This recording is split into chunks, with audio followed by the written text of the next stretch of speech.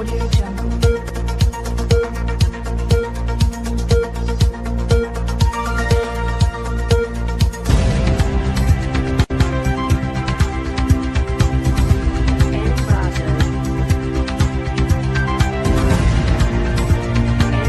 और उनके साथ 5 अलग अलग डोमेन के विशेषज्ञों की उपलब्धता सुनिश्चित की गई है ताकि इंसेप्शन से एफपीओ किसानों की कंपनी की शुरुआत से आगे 5 साल तक वो एक पेशेवर के माफिक उनका मार्गदर्शन कर सके, किसानों की कंपनी को मजबूती प्रदान कर सके।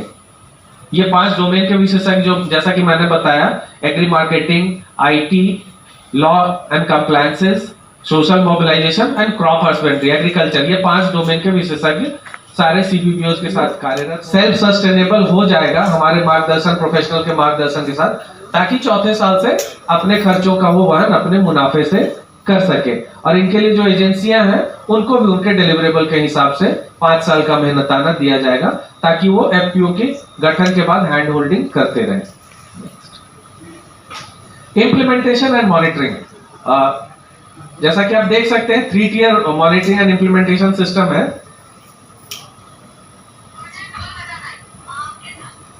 नेशनल लेवल पे national project management and fund sanction committee होती है जो भारत सरकार कृषि सचिव की अध्यक्षता में है।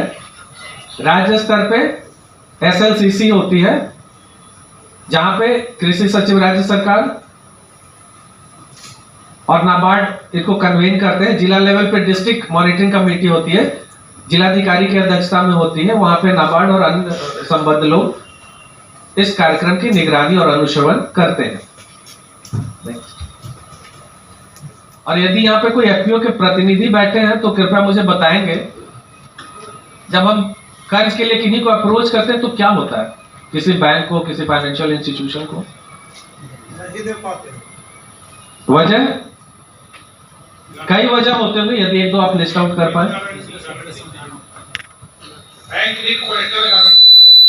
उन्हें भी कहीं ना कहीं एक हिचक होती है कि ये प्रोजेक्ट काफी अच्छा है, ये एफपीओ काफी अच्छा है, इनके पास ऑर्डर्स भी हैं, इनके पास उत्पादन क्षमता भी है, बाजार भी है, लेकिन चीजें as per plan, as per white board नहीं हुई तो हमारा ऋण का क्या होगा? तो पहले उनके क्रेडिट गारंटी के लिए फंड या ट्रस्ट की व्यवस्था नहीं थी। अभी एक credit guarantee fund FPO financing के लिए क्रिएट किया गया है। नाबार्ड के पास 1500 करोड़ रुपए की पूंजी है। उसका सारांश यह है कि 2 करोड़ रुपए तक का कोई भी टर्म लोन या टर्म लोन प्लस सीसी कोई एफपीओ लेता है तो एक मामूली फीस पे ऋण देने वाले को, यानी कि बैंक को, यह कंफर्ट रहेगा कि यदि सारे ड्यू डिलिजेंस का पालन किया गया है और फिर भी एफपीओ के द्वारा रीपेमेंट नहीं आ रहा है तो क्रेडिट गारंटी फंड से उनका ऋण का भरपाई किया जाएगा। It's like an insurance. बीमा हम लोग सब करवाते हैं, जीवन का, वस्तुओं का, तो वो अनिश्चितता की स्थिति से बैंकर को बचाता है और इन टर्म वो इनकरेज करता है कि हम लोग प्रोजेक्ट फाइनेंसिंग एफपीओस को करें। तो ऋण लेने का जो बाधा है वो मेरे हिसाब से दूर हुआ है ऐसे ट्रस्ट के निर्माण के साथ, और बैंकर को, फाइनेंशियल इंस्टीट्यूशन को एक कंफर्ट रहेगा कि हम जब भी एफपीओ को फाइनेंस कर रहे हैं तो हमारे पास एक क्रेडिट गारंटी भी उपलब्ध है। नेक्स्ट, इसके अलावा क्षमता वर्धन और प्रशिक्षण। जब 10,000 एफपीओ बनेंगे तो 50,000 बीओडी होंगे। यदि हम 5 न्यूनतम भी बीओडी पकड़ ले तो वो वास्तव में निदेशक मंडल की तरह सोच पाए, समझ पाए, तो अलग अलग लेवल पे ट्रेनिंग इंस्टीट्यूट, लाइनेक गुरुग्राम और बर्ड लखनऊ जो नाबार्ड की संस्था है, इनको भी सूचीबद्ध किया गया है और इनके तत्वावधान में इनके डेवलप किए गए मॉड्यूल स्टेट लेवल पे, डिस्ट्रिक्ट लेवल पे, ब्लॉक लेवल पे और ग्राम स्तर पे भी स्थानीय भाषा में, स्थानीय ऑडियो विजुअल्स, इन सारी चीजों की व्यवस्था की गई है ताकि हमारे किसान एफपीओस के मेंबर्स, बोर्ड ऑफ डायरेक्टर्स ये सशक्त हो, एम्पावर हो और एक पेशेवर सोच के साथ किसानों की कंपनी को चला सके। तो ये सेंट्रल सेक्टर स्कीम एफपीओ की रूपरेखा थी। और इसके अलावा एक इसमें कोई सवाल हम लोग अंत में लेंगे। एक और स्कीम है जो भंडारण संरचना निर्माण में जो नाबार्ड का सहयोग उपलब्ध है। क्योंकि जब हम लोग एक्सपोर्ट की बात कर रहे हैं तो grading, primary processing and storage, ये सब बातें भी महत्वपूर्ण हो जाती हैं। तो हमारी एक स्कीम है एग्रीकल्चर मार्केटिंग इंफ्रा की, मैं उसके डिटेल्स पे चर्चा करूंगा। Next slide please. जाती है मंशा यह है कि ग्रामीण या किसान जो भी उत्पाद कर रहा है उसकी प्रोसेसिंग और भंडारण क्षमता में जो भी ढांचागत खर्च हो रहा है उसका एक हिस्सा सरकार के द्वारा अनुदान के तौर पे, सब्सिडी के तौर पे दिया जाए। और इसका जो ऑपरेशनल पार्ट है, क्या एलिजिबल होगा, कितने तक का हम बना सकते हैं, आगे के स्लाइड्स में मैं दिखाऊंगा। एलिजिबल बेनिफिशियरी इंडिविजुअल हो सकते हैं, कोऑपरेटिव्स हो सकते हैं, सरकार के उपक्रम हो सकते हैं, एफपीओज हो सकते हैं, पैक्स हो सकते हैं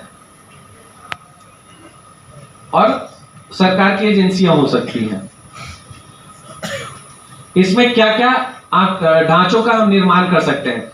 grading and processing yard, drawing yard, refrigerated chambers और मुख्यतः भंडार गृह। जो सबसे ज्यादा बिहार में जो मेरा इस योजना के साथ तजर्बा है कि वेयर हाउस के निर्माण के लिए सहयोग से इस स्कीम के अंदर 5 लाख मीट्रिक टन भंडारण क्षमता का निर्माण बिहार राज्य में 38 जिलों में हो चुका है। हालांकि कंसंट्रेशन कुछ डिस्ट्रिक्ट्स में ज्यादा है, बट पूरे राज्य में ये कवरेज है। नेक्स्ट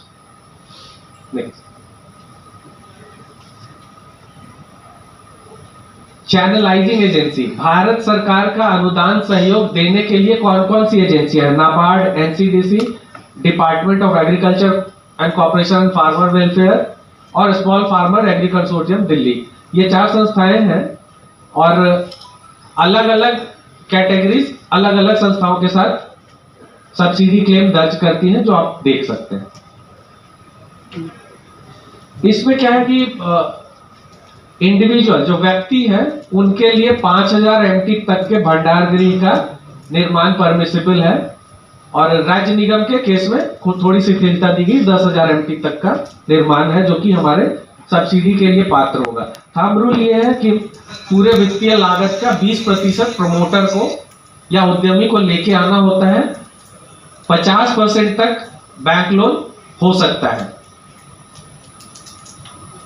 उसके बाद जो पात्र सब्सिडी है उसकी गणना होती है और अमूमन इस तरह के जितने भी सब्सिडी स्कीम्स होते हैं उसमें सब्सिडी बैक एंडेड होता है, 2 किस्तों में दिया जाता है।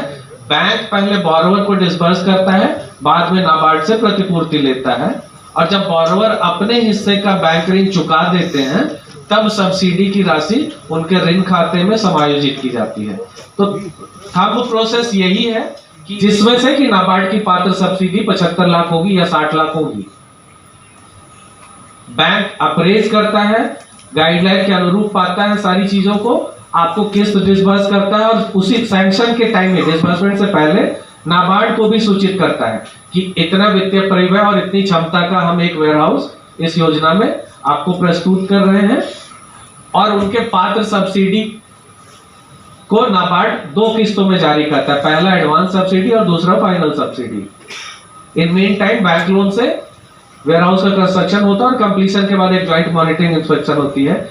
डीएमआई के ऑफिशियल्स और नाबार्ड के ऑफिशियल साथ में जाते हैं। तो ये प्रक्रिया है। इसमें कुछ कैटेगरीज में 1/3 तक 33.33% तक सब्सिडी उपलब्ध है। आगे हम लोग देखेंगे। Next subsidy pattern. कुछ डिफिकल्ट एरिया में परसेंटेज ज्यादा है, जैसे north eastern region, hilly region, tribal area और एफपीओ के लिए भी 1/3 सब्सिडी है। 90 लाख तक के टीएफओ के प्रोजेक्ट में 30 लाख रुपए तक की सब्सिडी इस योजना से।